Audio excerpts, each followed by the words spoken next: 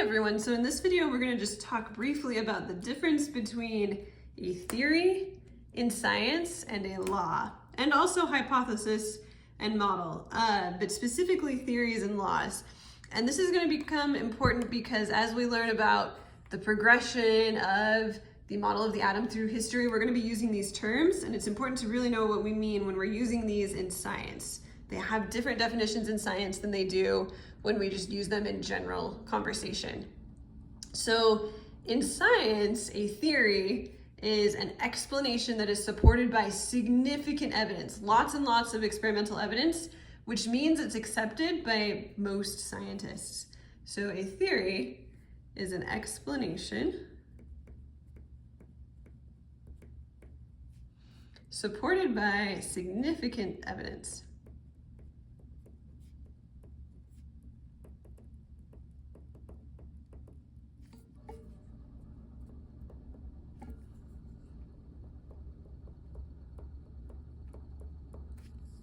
So this is different than the way we use theory when we're just talking to people. We usually say, oh, I have a theory that we're gonna change the bell schedule next year.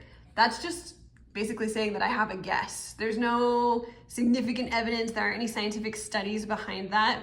But when a scientist talks about a theory, they're usually talking about an explanation that is supported by lots of evidence. And that's gonna make it difficult to change because it's well supported. So what a theory is in science, again, is something that has lots of evidence, and it's going to be somewhat difficult to change because you need to have enough evidence that shows something different than the current accepted explanation. So not impossible, theories do change, but you can't just one day decide that you think it's something else. You need evidence. So theories are difficult to change. Theories are not, in science, just a guess. They are very, very different than a hypothesis because they have a lot of evidence. So we're gonna just list a couple, well, more than a couple, several scientific theories. The one that we are going to be talking about this year is atomic theory. That is the theory that everything is made of atoms. And that might just sound like a fact to you, everything is made of atoms. But before we had a lot of evidence for that, people were doing a lot of experiments, they were getting all this data, and the best explanation for all of the data that they were getting was that there was some small, basically piece of matter, and they decided to call those pieces of matter atoms. So basically building blocks of matter. Some other scientific theories that you've probably heard of, you've got Big Bang theory. Again, there's a lot of evidence to support this idea about how the universe behaved in its very, very early stages. We've got germ theory of disease. You might not know that this is a theory, but there is a lot of evidence that diseases are caused by microbes called germs. So this was a scientific theory that had to be developed. It now has a ton of evidence. There's basically no way we would change this. We'd have to have so much evidence to something that was contrary to this. So this is just to show you that many, many scientific theories are backed by enormous amounts of evidence. All of them are backed by a lot of evidence, but for some of them it's extremely large. There's also the theory of evolution, which is that natural selection causes change over time. That one has a ton of evidence as well. Plate tectonic theory. This is the theory about how the movement of continents has been caused by plates. Again, a lot of evidence for this theory as well.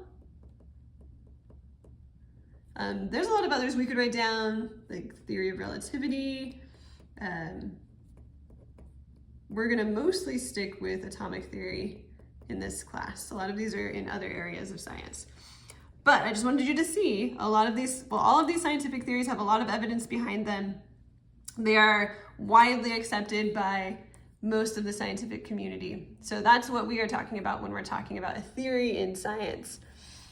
A law is something different. A law is a description of patterns, and it generally looks like a mathematical equation.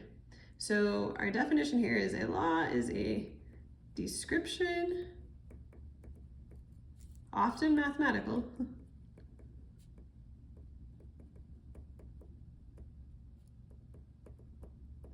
of patterns observed.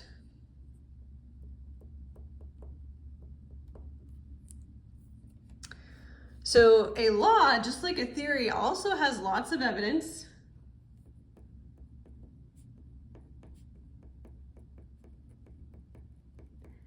And it's going to generally be in the form of a math statement or equation.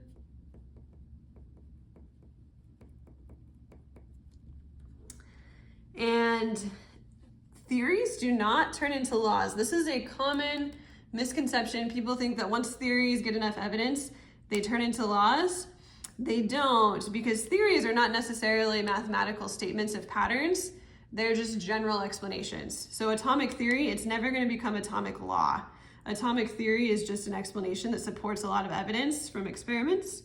Laws, again, are specific mathematical descriptions. I'll give you a few examples, but laws are not a theory with more evidence. Both theories and laws have a lot of evidence already. A theory can become stronger and stronger as it gets more and more evidence, but it's not going to change from a theory to a law. A law can also become stronger and stronger as it gets more evidence, but it's just going to stay a law. So maybe we'll just write in the margin here, theories do not become laws. So theories do not become laws. Some examples of laws. If you've taken physics or learned some physics equations, you might know about Newton's second law.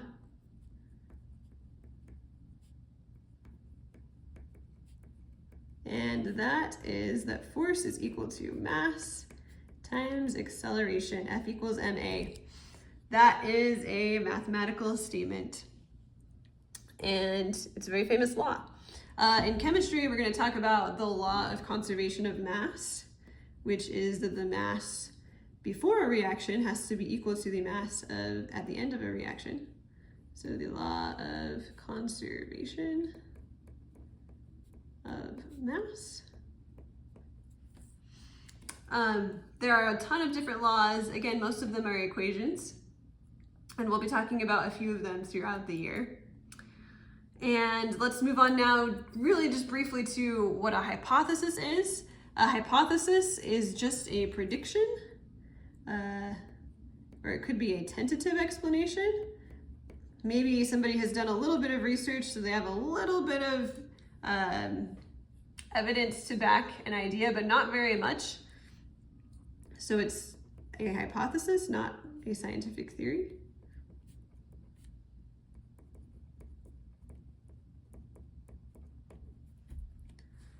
So a hypothesis is more of an educated guess. And then we are also going to be talking about models. So models tend to be, especially in this class, visual representations of theories.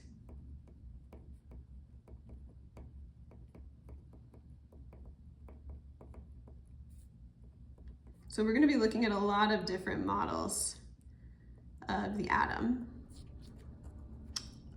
in the next section. And they are all related to different changes that have been made to the atomic theory. So now you know the difference between theories and laws and hypotheses and models in science.